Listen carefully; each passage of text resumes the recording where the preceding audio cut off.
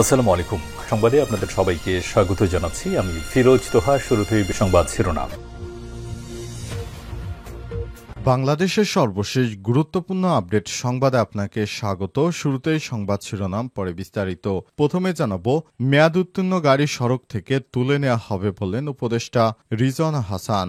বায়ু দূষণ রোধে স্বল্প ও মধ্য দীর্ঘমেয়াদী পরিকল্পনা করা হচ্ছে, এজন্য বিভিন্ন সংস্থার সঙ্গে সমন্বয় করে কাজ করতে হবে বলে জানিয়েছেন পানি সম্পদ এবং পরিবেশ, বন, জলবায়ু পরিবর্তন উপদেষ্টা সৈয়দা রিজওয়ানা হাসান। আজ সচিবালয়ে বায়ু দূষণ নিয়ন্ত্রণে চীনের বিশেষজ্ঞ প্রতিনিধিদের সঙ্গে মতবিনিময় সভা শেষে সব কথা বলেছেন উপদেষ্টা রিজওয়ানা হাসান। বলেন, বায়ু দূষণ রোধে স্বল্প, মধ্য ও দীর্ঘমেয়াদী পরিকল্পনা নেওয়া হচ্ছে, এজন্য বিভিন্ন সংস্থার সঙ্গে সমন্বয় করে কাজ করা হবে।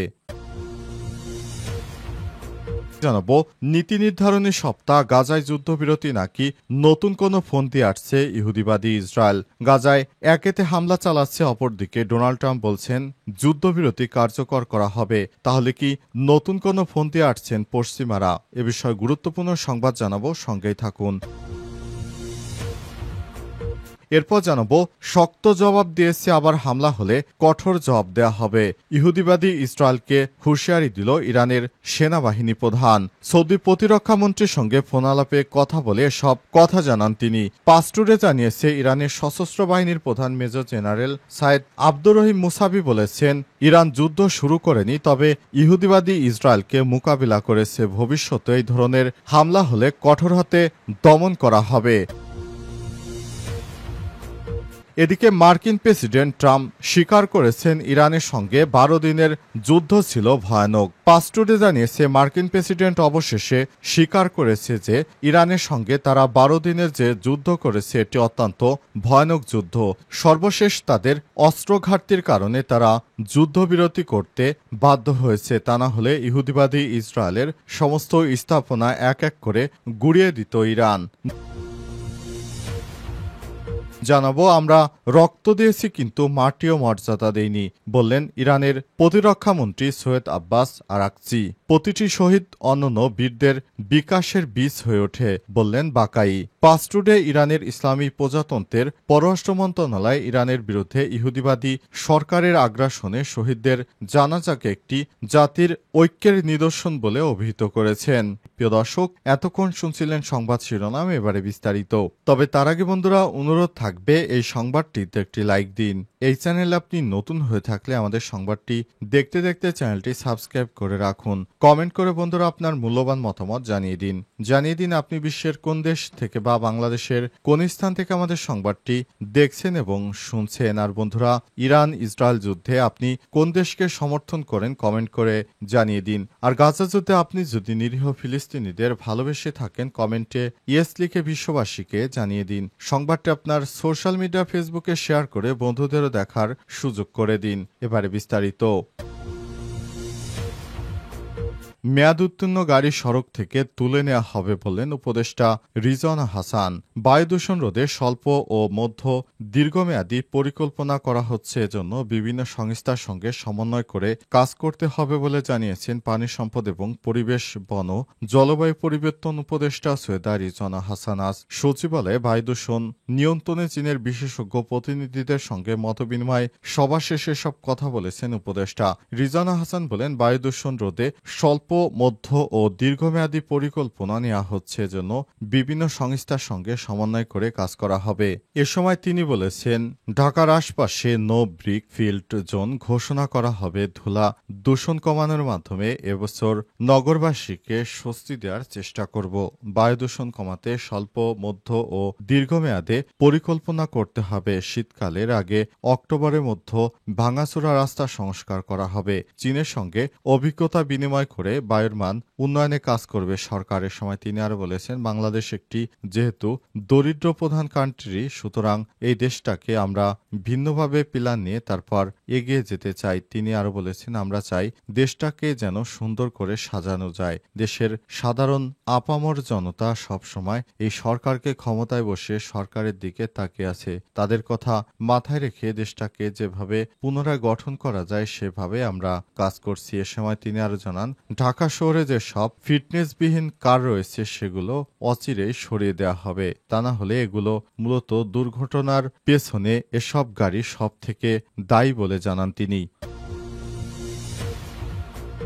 নীতি নির্ধারণী সপ্তাহ, গাজায় যুদ্ধবিরতি নাকি নতুন কোনো ফন্দি। পাসটুডে জানিয়েছে, গাজায় বিভিন্ন এলাকায় বিশেষ করে খান ইউনুসে কামান হামলা এবং ভারী বোমাবর্ষণের খবরের পাশাপাশি যুদ্ধবিরতির সম্ভাবনার খবর পাওয়া যাচ্ছে।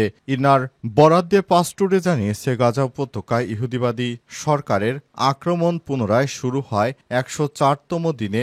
দখলদার সেনাবাহিনী এই অঞ্চলের দক্ষিণে খান ইউনুস শহরে পূর্বে আবাসিক ভবনগুলোতে ব্যাপক ধ্বংসযজ্ঞ চালিয়েছে। একই সময় গাজার হাসপাতাল সূত্রগুলো জানিয়েছে, গত কয়েক ঘন্টায় বিভিন্ন এলাকায় বোমাবর্ষণের ফলে কমপক্ষে ৬০ জন ফিলিস্তিনি শহীদ হয়েছে।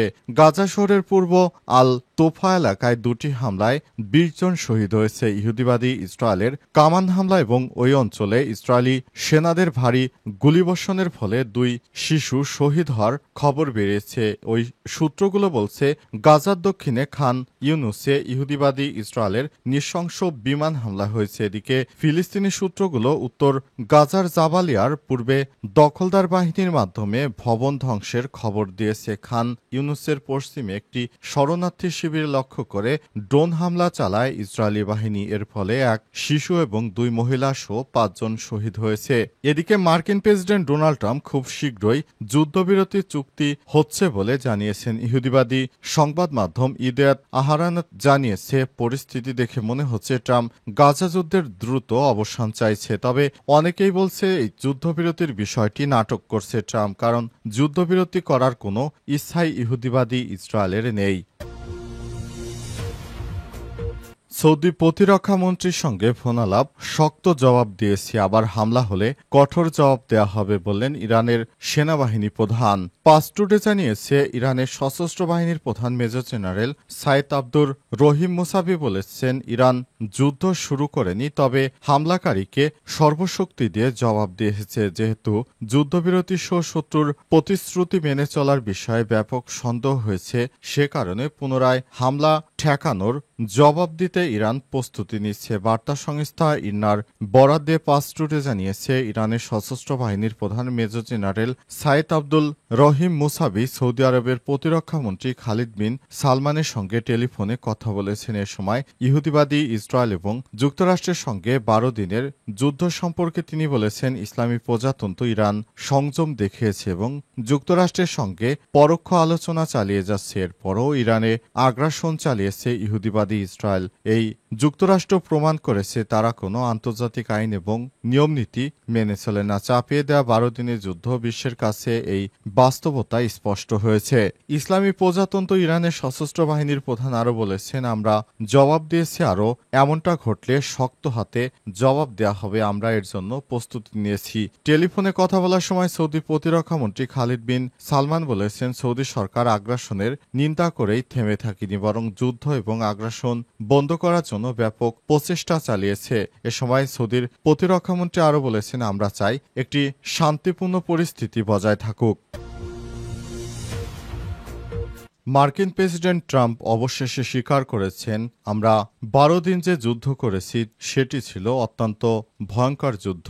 এ সময় তিনি আরও বলেছেন, আমরা মনে করেছি ইরানের সঙ্গে খুব শীঘ্রই পারা যাবে, তবে ইরান অনেক শক্তিশালী রাষ্ট্র, তাদের সঙ্গে পারা সম্ভব নয়। তিনি বলেন, আমরা যে যুদ্ধ করেছি এটা অত্যন্ত কঠিন যুদ্ধ ছিল, আমরা ভবিষ্যতে আর কখনোই এমন যুদ্ধ চাই না, এমন মন্তব্য করেছেন ডোনাল্ড ট্রাম্প। তিনি বলেছেন, যুদ্ধ কোনো সমাধান নয়, বরং আলোচনার মাধ্যমে ইরানকে আলোচনার টেবিলে আসতে হবে এবং আলোচনার মাধ্যমে সমস্ত সমস্যার সমাধান করতে হবে বলে জানান তিনি। তিনি আরও বলেছেন, আমরা চাই ইরান যেন যুক্তরাষ্ট্রকে সহায়তা করে এবং যাতে করে আমরা ভবিষ্যতে ইরানের সমস্ত আটকে যাওয়া অর্থগুলো আমরা ফেরত দিতে পারি এবং ইরানের সঙ্গে একটি সমৃদ্ধশালী সম্পর্ক চাই বলে মন্তব্য করেছেন যুক্তরাষ্ট্রের প্রেসিডেন্ট ডোনাল্ড ট্রাম্প। তিনি বলেছেন, এই যুদ্ধ করতে গিয়ে আমরা দেখেছি আসলে যুদ্ধ অনেক ব্যয়বহুল এবং এই যুদ্ধের মাধ্যমে কোনো ভালো কিছু অর্জন করা সম্ভব নয়। তিনি আরও বলেছেন, আমরা চাই যুদ্ধ পুরোপুরি বন্ধ হয়ে যাক এবং এই যুদ্ধর ফলে